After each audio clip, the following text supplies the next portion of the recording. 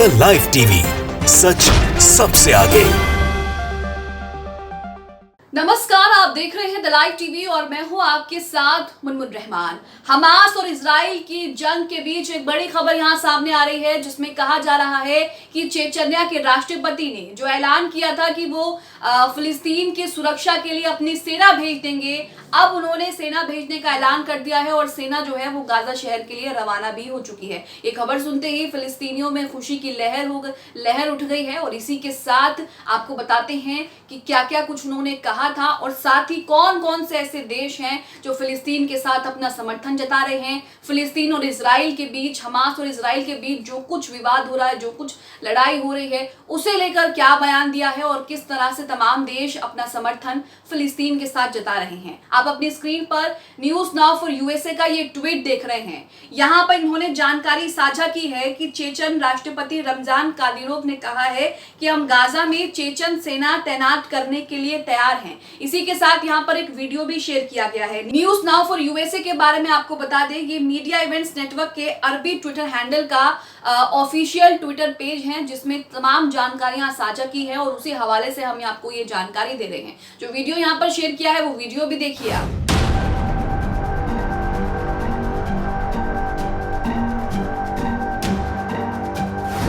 यहाँ आपने वीडियो भी देखा, तो यहाँ आपने देखा कि किस तरह से हमास ने इजराइल पर हमला किया और उसके बाद कई देश जो हैं वो फिलिस्तीन का समर्थन कर रहे हैं। इजराइल जिस तरह से गाजा शहर में तबाही मचाए हुए है, जिस तरह से आम लोगों को नुकसान पहुंचा रहा है, बच्चे बुजुर्गों को नुकसान पहुंचा रहा है, उसे लेकर कई तरह की बातें जो है वो सोशल मीडिया पर आ रही हैं। कहा जा रहा है कि कई देश जो हैं वो एक साथ आकर फिलिस्तीन का समर्थन भी कर रहे हैं। क्या कुछ खबरें अपडेट्स आ रही हैं आपके सामने रख रहे हैं। आप अपनी स्क्रीन पर स्प्रिंटर का ये ट्वीट देख रहे हैं। स्प्रिंटर ने यहाँ पर चेचन्या के राष्ट्रपति का एक वीडियो संदेश जारी किया है और यहाँ पर इन्होंने लिखा है और कहा है, उन्हीं के शब्दों को कोट किया है, लिखा है, चेचन्या के राष्ट्रपति और पुतिन के करीबी रमजान कादिरोव ने फिलिस्तीनियों की सुरक्षा के लिए सेना भेजने की बात कही है। और उसके बाद न्यूज नाउ फॉर यूएसए ने इसकी पुष्टि भी कर दी और वहां पर साफ साफ कहा गया कि उन्होंने गाजा में चेचन सेना जो है वो तैनात करने के लिए तैयार हो गए हैं। इसी के साथ आपको स्प्रिंटर के बारे में बता दें, स्प्रिंटर एक ऑफिशियल ट्विटर अकाउंट है। इस ट्विटर अकाउंट के बायो में अगर देखेंगे तो उसमें कहा गया है कि ये पॉलिटिकल एनालिस्ट हैं और इसी के साथ ये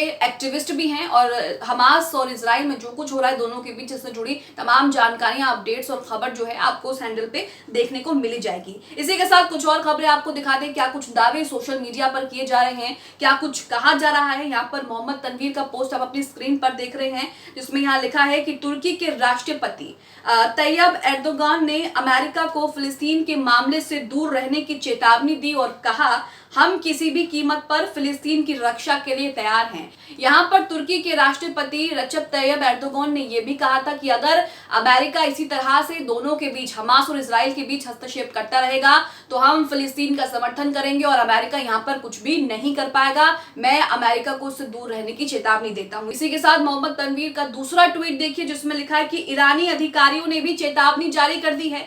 ईरानी अधिकारियों ने चेतावनी जारी करते हुए कहा है कि अगर उनके देश पर हमला हुआ तो लेबनान, यमन और इराक से इजराइल पर हमले होंगे और साथ ही सीरिया से भी लड़ाके भेजे जाएंगे। तो यहाँ पर इजराइल को चारों तरफ से जो है वो चेतावनियां, धमकियां मिल रही हैं और फिलिस्तीन के समर्थन में किस तरह से लोग आकर खड़े हैं ये भी आप देख रहे हैं। इसी के साथ मिल्लत टाइम्स का ट्वीट आप अपनी स्क्रीन पर देखिए। यहाँ पर कोरिया के राष्ट्रपति का बयान बहुत अहम है। कोरिया के राष्ट्रपति ने भी फिलिस्तीन के समर्थन में बयान दिया है और क्या कहा है ये आपको बताते हैं। यहाँ पर इन्होंने कहा है, फिलिस्तीन सिर्फ अरबों और मुसलमानों का मसला नहीं है, बल्कि दुनिया के तमाम आजाद लोगों का मसला है। शिमली कोरिया के राष्ट्रपति का बयान, तो यहाँ पर उनका भी बयान आपने सुना। इसी के साथ दक्षिण अफ्रीका सरकार ने क्या कहा है। दक्षिण अफ्रीका सरकार ने शनिवार को फिलिस्तीनियों के खिलाफ इजरायली हमला, मस्जिद अल-अक्सा और ईसाई पवित्र स्थलों को अपवित्र करने और फिलिस्तीनी लोगों पर जारी उत्पीड़न की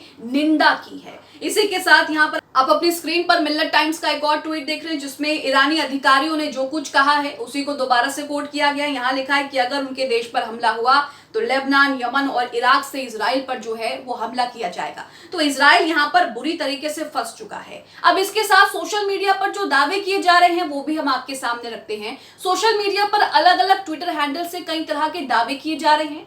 मिस्टर कूल नाम के एक ट्विटर यूजर ट्विटर पर ये दावा करते हैं कि लेबनान, इराक ने अपने एयरक्राफ्ट फिलिस्तीन बॉर्डर पर खड़े कर दिए हैं। आप अपने स्क्रीन पर उनका ट्वीट देख रहे हैं, जो दावा उनके मुताबिक उन्होंने किया है। यहाँ पर उन्होंने लिखा है कि ब्रेकिंग न्यूज, ईरान, तुर्की, लेबनान, इराक ने अपने एयरक्राफ्ट पैलेस्टाइन बॉर्डर पर खड़े कर दिए हैं और तुर्की के सदर रजब तैयब अर्दोगन ने बयान जारी कर दिया है कि अमेरिका अब इजराइल और फिलिस्तीन के बीच में ना पड़े, हम वरना उसके लिए अच्छा नहीं होगा। हर हाल में फिलिस्तीन के साथ हैं और उसकी हिफाजत करेंगे। तो यहाँ पर मिस्टर कूल नाम के एक ट्विटर यूजर हैं, इन्होंने क्या दावा किया है ये आपके सामने है। इसी के साथ ये एक दूसरा ट्वीट भी करते हैं जिसमें इन्होंने फिर से ब्रेकिंग न्यूज लिखा है और लिखा है टर्की, रशिया, इजराइल आतंकवादी ने जिन बेकसूर फिलिस्तीन मासूम बच्चों और महिलाओं को मारा है, तुर्की और रशिया के राष्ट्रपति ने उनकी मदद करने का ऐलान कर दिया है। तुर्की और रशिया के राष्ट्रपति ने कहा है कि हम फिलिस्तीन के लोगों के साथ हैं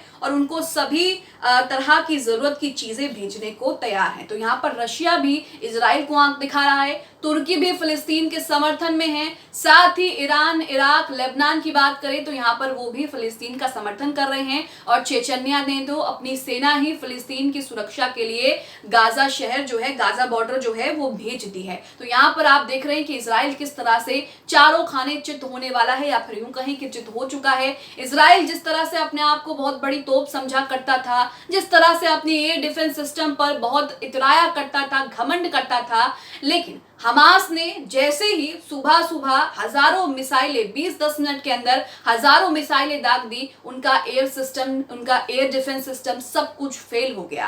आपको बता दें कि हमास ने इजराइल के 16 जगहों पर कब्जे कर लिए हैं। कोई छोटी बात नहीं है दोस्तों।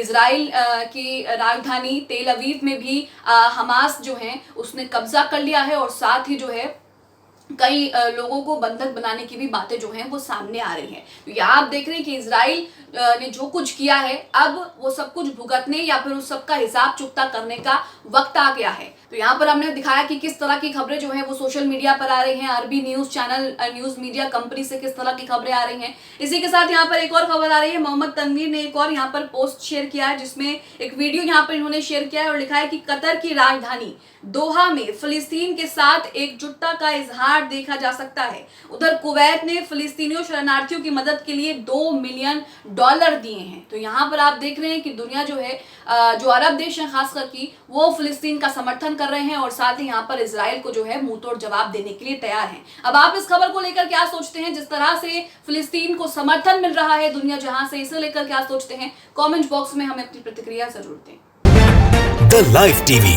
सच सबसे आगे।